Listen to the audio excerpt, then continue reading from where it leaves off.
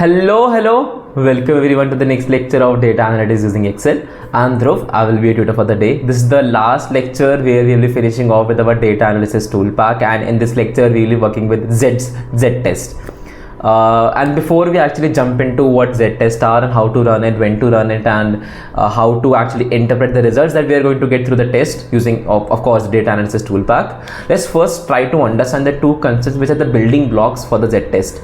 So in your country or wherever you are, whenever there are, let's say, elections going on, there's something known as exit polls, right? What are these exit polls are? Let's say we have 100 people in all over the country. If 10 people in the entire country are able to represent the entire country of 100, we are actually going to take that 10 as a sample and ask them what are their preferences, where do they see market going, where do they see which particular government will come into picture and whatnot.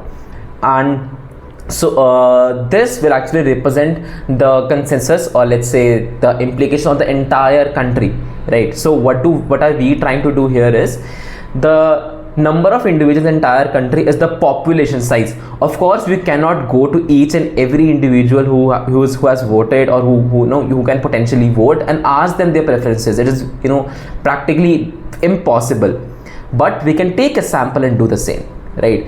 And for the same, we actually try to make sure whatever sample we are taking, it is actually representing our population as accurately as possible, so our analysis is very well versed. And that's exactly what we do in our Z-test.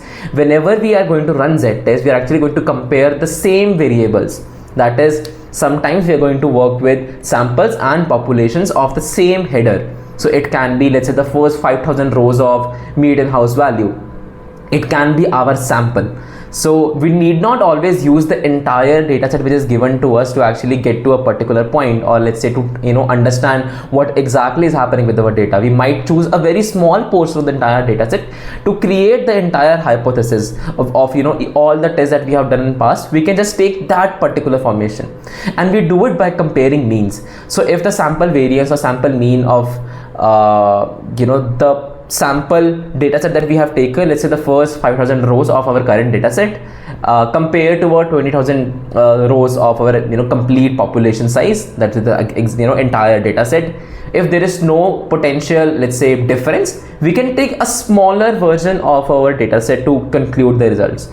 Now, right now, it might sound a little stupid for you to actually do that because you were able to run all the tests very efficiently. But trust me, this is the size of the data which I have provided you is nothing as compared to what you will be getting in corporates. When you will be working with multiple files, you really have to squeeze in, and you have to make sure whatever data set you are taking is very memory, let's say, friendly for your computer. You don't want to overwhelm your computer with the memory if you're going with machine learning models, and that's exactly where we run our Z-test. We need to see if sample can work out, then we give a very small portion, because if you're having a very large portion, machine learning will take enormous memory space, and it will take enormous time to actually complete the entire analysis for you. Now, enough of sample and population and whatever we were doing till now. Let's just directly dive into running the test now and getting the conclusions with us. So as always, the first thing that we will be doing is going to our Word doc. And once we go to our Word doc, this is the fifth test, and this is the last test. So here we have the Z-test. A Z-test is used to determine if there is a significant difference between the means of two groups, or if a sample mean is significant different from a population mean when the population variance is known, right? There's one important thing that we need to work on here. Population mean when population variance is known. So we need to first calculate the population variance, and how to run the test is written here, where we need to go and what we need to choose. And how we interpret it, it's basically how Z-score indicates how many standard deviations away the sample mean is from the population mean. The lesser it is, the better it is, because the lesser standard deviation, the more accurate our entire sample is. If the p-value is less than 0.05, the difference between the sample mean and the population mean is statistically significant, meaning that sample mean is slightly different from the population mean, and then at that particular time we are actually going to reject our sample and we're going to look for something better, right? So let's try working around with the same now. It's enough of theory and understanding how to run Z-scores. So we'll go to our data analysis, and at the last you will find z test to sample for means. We'll actually click on OK here. So here you can see I have variable 1 and variable 2. So the first thing that I need to do is actually write these two, and then hypothesized mean difference, like how much there can be a mean difference. And then we have variable 1, variable 2 variance, and we need to give command for labels. The first thing that we might need to do is actually select which two variables we want to take. So for the same, I will take median, I'll take, let's say, the first 5000 rows, and then let's say the entire data set. The second thing that I really want to focus on is variable 1 variance and variable 2 variance. So I need to create the variance of both sample and population first, and I will write it here, variance. We can calculate the variance using var.s for sample, and let's see how many rows we have. At 20,000 rows. I'll actually delete this. I'll actually give command for only 5,000. Click on this. I'm going to click on enter. You can see this is the variation which is being shown to me right now at this moment. The second thing is var sample, and I have to select almost everything here, and then click on enter and see. So these are the variances of the population. So these are the variances for sample and the population, right? There's one thing which we have done wrong. Here's a difference of var.s. S stands for sample and P stands for population. So I'm going to click on this one, and I'm going to write that. You can see there's a very small difference between this. There's like, you can look at the last number, 48,163. If I'm going with population, it's 503001. So why there's a difference between these numbers? Because mathematically the numbers are very different from each other, right? And we need to work around with the same. So these are the two, let's say, variances that we have here. The second thing is actually going to data analysis and click on OK here. You can do that. I will actually give you median house value as a homework. Let's just also try to work with median income. So what I'll do for median income, I'll actually going to click here and going to click on V here. Although I'll change this I from this to H, because that's where I have and I have it here, and the same can be done for this one.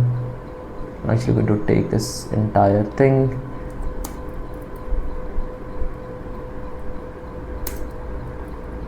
going to write H here.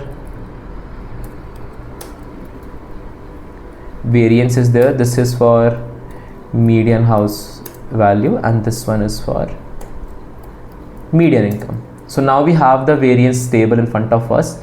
One thing which we might want to do is actually reduce the decimal points to 2. This looks way cleaner. I will work around with median income. Let's see how you can work around with median house value as well. That is a Y variable. We'll go to data. We'll go to data analysis. Let's go to z test sample.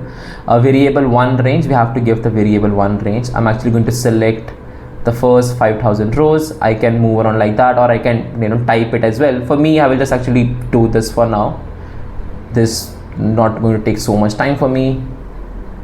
Okay, 5,000. It's just going to be, we are very close now, and here we go, 5,000.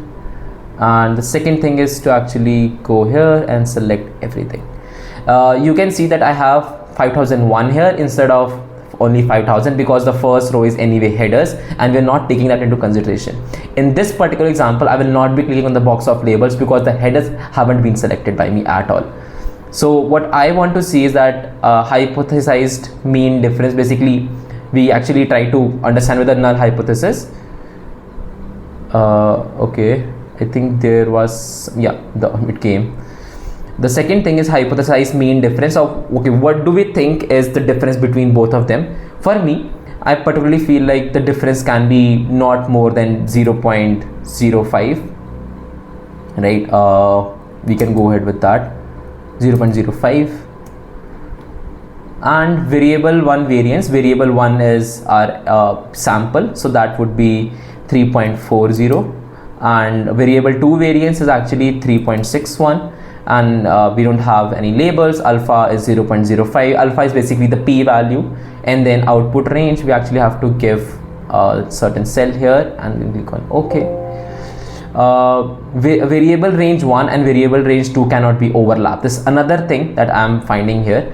So for this, probably what I can do, I can create or split this entire cell into two. So if I'm going to insert another cell here, I'm going to write just here, and I'm actually going to go to, let's say, 5000 using my scroll bar. 5001. Click on this, and then click here, Control Shift down arrow, Control D, and now you can run the test just the way we were doing, and let's see if we have any errors now. Click on OK. So this entire thing should be changed. This should be our median income, this one, and then all the way to the bottom. Click on OK. Let's see if we have any results in front of us now, and we do have.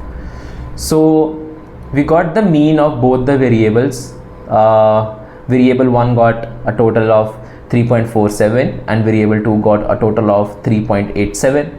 Then we have known variance of 3.40 from here and 3.61, just the way we have entered. Number of observations 5000 and total number of observations is 20640. Hypothesized value of difference can be maximum 0.05. Z score is right now minus 15.0. And we have the difference of, let's say, less than 0.05, and because of that we can easily say that we have a significant difference between the means of variable 1 and variable 2, and this is because of that we'll not actually be using our sample as well. What we can do different in this, if we are going to use, let's say, the same sample, is change this mean difference. Run the same test by going here and actually going to click OK. Everything will be entered. You need not have to change everything all the time. The maximum is, let's say, 1. Let's see what is going to happen, and it's going to overwrite, and it overwrote, and you can see there's still a huge difference between everything. Let's see what is going to happen if we are going to write 0.0 only. Let's see what is going to happen if we are not going to write anything. That's one that I have to teach you. We click on OK, and now you can see this. At the same time we chose 3 different portions where we can have different mean differences, but each and every time the p value is less than 0.05, and we are going to reject it at every level. So that would be it for how we can run z-test. Your homework will be to actually run test on other variables and see how you can move around with the same, and try it with other real life data sets as well if you can. Right now I'm just going to take the same case study. So now we have successfully ended our data analysis toolpath completely. Will not be working with it anymore, although I love working with it as much as I can. The next lectures are going to be really interesting if you are actually a business analyst or you're an aspiring business analyst, because we are going to solve a lot of problems which you can think of as a very complex one, which can take you a lot of time to work on, but Excel is going to use its own brain to solve it for you. So hang on, share the videos with your friends if you like it.